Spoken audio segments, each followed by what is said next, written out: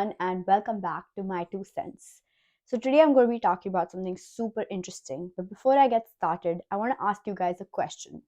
Now, this question is especially for those coffee addicts or lovers out there. I want you guys to think about a time when you went abroad, or it could be in your own country as well, and you bought yourself a really good cup of coffee. Now, I'm talking espresso or latte, like something that's just incredible. So, I want you guys to think about that, and I want you guys to think about how much money you spent on that single cup of coffee. What's the maximum amount you have ever spent on that cup of coffee, and whether it's been worth it or not. Now, you will find out why I'm asking you this question as we move ahead in the video, but just hold that thought right there, okay? Let's move on with the video. So, when I was in 10th grade, that means back in 2014, Starbucks had opened its first store in my city, Pune. My friends and I wanted to go there after one of our classes, and as we approached the store, we saw that there was a long line outside the store. People were waiting to buy something called a Java chip coffee. Now, I had no idea what a Java chip coffee was, or even what Starbucks was for that matter.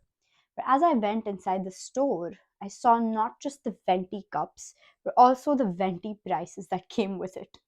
290 rupees for a coffee.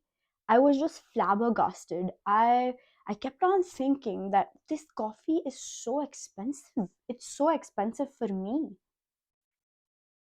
For my viewers in the US, you might think, 290 rupees or what's $3.50. That's pretty average for a coffee, right? Well, think again. I saw the prices and I kept saying, oh my god, this is too expensive for me. This is too expensive for me. But what does this really too expensive for me really mean? So I started researching what this cup of coffee costs in countries like the US or in Europe. And as I was doing this research, I came across this interesting topic called purchasing power. Now, purchasing power essentially means the buying power of a consumer. So, simply put, purchasing power is essentially how much your money can buy. But we can't really talk about purchasing power without talking about inflation, which actually changes the value of your currency over time. So, what a dollar buys today isn't what a dollar bought 10 years ago, or vice versa. And while we don't want to okay boomer anyone, it's very easy to feel annoyed when someone older says, wow, this good or service only used to cost like $5 back then. Like the other day, I was talking to my grandfather and he was telling me about his college tuition and he quoted some very unrealistic number. And it just left me feeling sad. Like, why do we pay this much money for our education? Anyway, getting back to it. Economists actually look at purchasing power between two countries or between different countries. And while doing this, they use this term purchasing power parity. Now, what purchasing power parity really means is you're comparing a basket of goods in one currency to that of another after accounting for exchange rates. So let's go back to my Starbucks example. The coffee I bought was 290 rupees or $3.50. Now, for my viewers in the US, $3.50 is pretty average, right?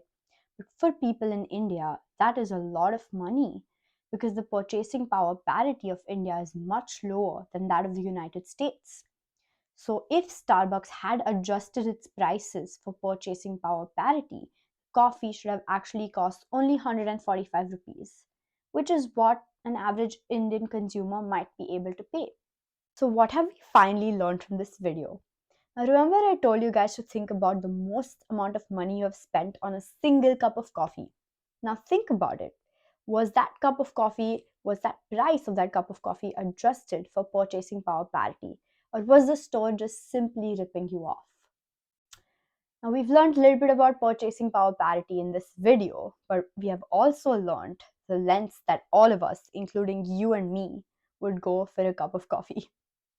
Thank you guys for watching this video, and if you like it, please give it a thumbs up and subscribe to my channel, and I will see you guys in the next video.